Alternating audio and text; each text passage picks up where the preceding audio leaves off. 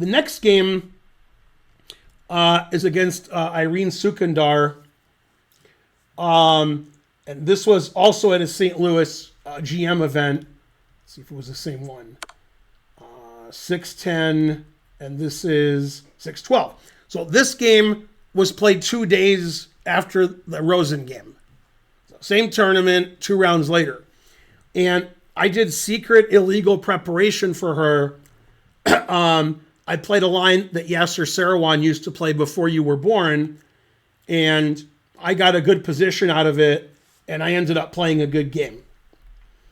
Very exciting game. And so forth. Okay, so I'm white, and I played this line with Bishop G5, which I've never played before or since, but I did a lot of prep for this game, and this move in the 70s was played occasionally by Yasser. When the game ended, Yasser was outside smoking, and I went up to Yasser and told him the game, which he looked at in his head while we were standing outside, because I thought he would like it because of the way the game went, and because, you know, it was a positional crush, and he would like this kind of game. So he was impressed. Okay, so she played h6, and the idea is you don't have to worry about bishop here, knight here, g5, when it looks like that wins, but it doesn't. I mean, I had to do a lot of prep to make sure it didn't win. So the idea is black can play here, and then here, and then here, and it looks like black's winning. But this is my prep. Now I go here, and the engine says white is slightly better. Or clearly better.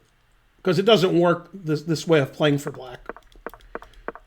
That's a dangerous thing for black to do.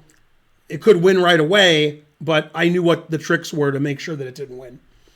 Okay, so she played b6. I played knight f3. a3. And now I have the 2 bishops, so white's already better here. And I have a big center. So very nice advantage for white. Big space advantage on the queen's side. c5 is correct because her king's on e8 and she can't castle.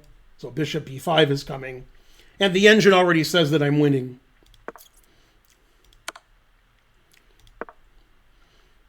King e7 is a mistake. It prefers king f8. I could see play king e7. You don't want to trap your rook.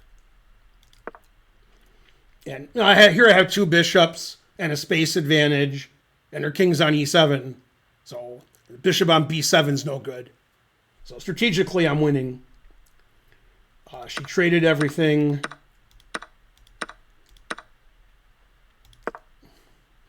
Figured if she trades everything, her king on e7 is fine. I castle defending my queen.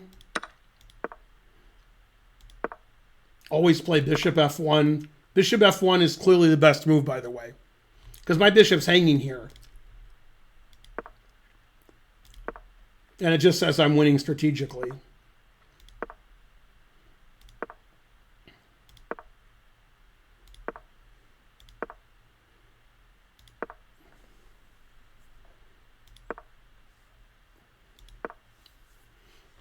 I mean, black just can't move anything.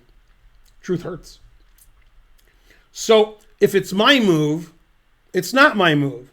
But if it was my move, I would play knight takes d6. And then pawn takes is illegal. And knight takes runs into bishop takes c7 check. So she has to do something about that. She played the best move, rook b1. And I played king f2, unpinning my bishop. And rook a8 pinning. Knight takes d6 also wins. But I didn't see a reason to do anything. I can just do nothing and win.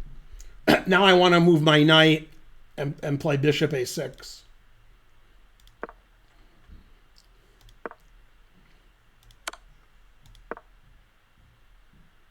Yeah, now her rook is trapped. That's why I played here. I gave up on this idea and decided to win her rook. And in this position, she resigned because she can't play knight h3 because I take it and her bishop's pinned. If she moves her knight somewhere else, I can play bishop h3 and win, or I can play bishop d3 and her rook is trapped. So after g3, she resigned, and the engine says I'm +6. So that was one of my favorite games because I played the opening I prepared. I got an advantage out of it, and then I played very well.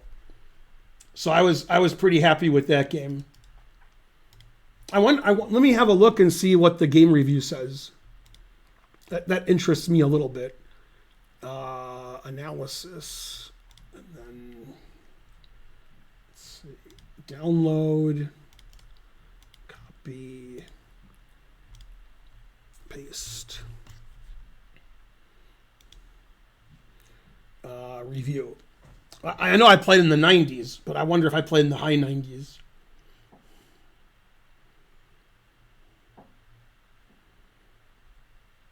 Yeah, that's one of my favorite games. I mean, like ever. Because you see the positional advantage I got. That's when I was a good player, unlike now. Because her rating's 2401 FIDE rating, and my FIDE rating now is 2400. But okay, I was better than 2400s, 10 years ago. No, not better than anybody. I played 97.2, and she played 86.1. It says I'm 2800 and she's 2400. That sounds fair.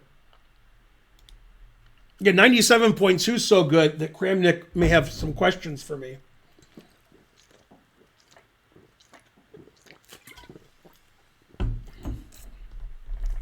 Hey, everybody.